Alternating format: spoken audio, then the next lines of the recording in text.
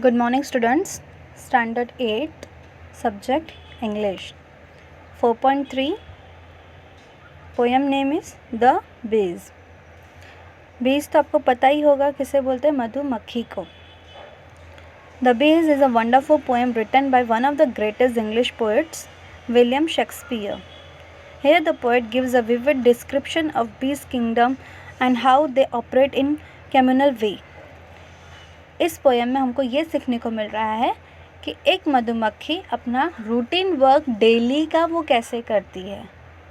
वो इस पिक्चर में आपको क्या समझ में आता है कि एक जो मधुमक्खी है, बी है, वो फूलों का रस पीते हुए वो अपना नेट को भरती है. ठीक है, किससे भरती है? हनी से भरती है. तो वो अपना रूटीन वर्क कैसे करती है, तो ये पोएम इन शॉर्ट आपको दिया गया है. So work the honey bee creature that may rule in nature teach. और ये हमें क्या सिखाता है? नेचर टीच, यानी कि प्राकृतिक हमें क्या सिखाती है? प्रकृति हमें क्या सिखाती है कि हर एक अपने अपने बीज का अलग अलग या अलग अलग इंसेक्ट्स का या अलग अलग ह्यूमन बींग्स का अपनी अपनी क्वालिटी होती है. The art of order to a peopled kingdom. They have a king and officer of sorts, where some like magistrate correct at home. Magistrate means civil officer who administers law. कि जो मालक है इन सब चीज़ों का वो. Sorts means of different activities. तरह तरह के जो इनका दिन का काम है वो. Others like merchants venture trade abroad. Others like soldier armed in strings. Here the poet gives a vivid description of the bees' kingdom and how they operate communal way. They have a king and officer sorts. They also have to maintain discipline in order to run their life. That behaves. There are different classes of bees engaged in diverse work such as magistrate bees to do the corrective work, while the other venture a forth commerce like merchants.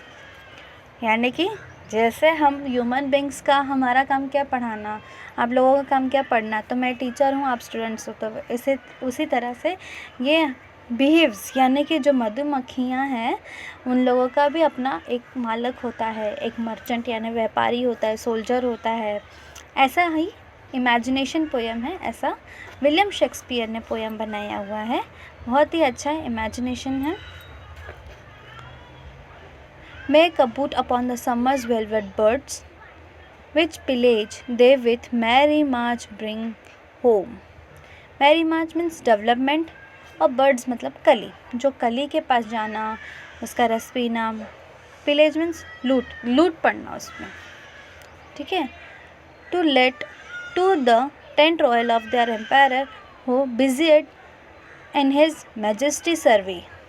The singing mason building of roof of gold, the civil citizens kneading up the honey, the poor mechanic potters crowding in their heavy burdens at his narrow gate, the sad-eyed justice with his surely hum, delivering over the executor pale, the lazy yawning drone. See the meanings. Busied यानी be very engrossed. Needing to mix uniformly. Surely bad. Delivering, handling over. Executors, a person who carries out a death sentence. And drone means male bee. जो male bee होता है उसे drone बोलते हैं और जो female होता है उसे बीहीव्स बोलते हैं. अब इसका मीनिंग क्या है? The soldier bees protect their hives and empire survives the mason bee who build the hives. There are other labourer bees that do the job diligently. The bees naturally learn the art of order. Though they are insect, they have capability to teach human beings the art of order. In fact, you can learn a lot about how to run well ordered kingdom from these insects. इनका भी अलग ही story है बीज का, कि खुद जैसे हम लोग रहते हैं वैसे ही ये लोग भी रहते हैं. बट ये लोग क्या बातें कर पाते हैं क्या? नहीं, ये लोग अपने में ही अलग लैंग्वेज में लोग बातें करते हैं, और वैसे ही अलग मालक है उसके अंडर काम करने वाला जो काम कर रहा है उनका क्या काम है। और वैसे सब लोग जितने भी बीज होते हैं वो फूलों का रस पीते हैं और वो नेट पे भरते जाते हैं, ठीक है। तो उन लोगों का काम है कि ये काम करते रहना, ठीक है। The bees naturally learn the art of order, though they are insect. They have capability to teach human beings the art of order. Human beings के जैसे ही वो लोग रहना चाहते हैं.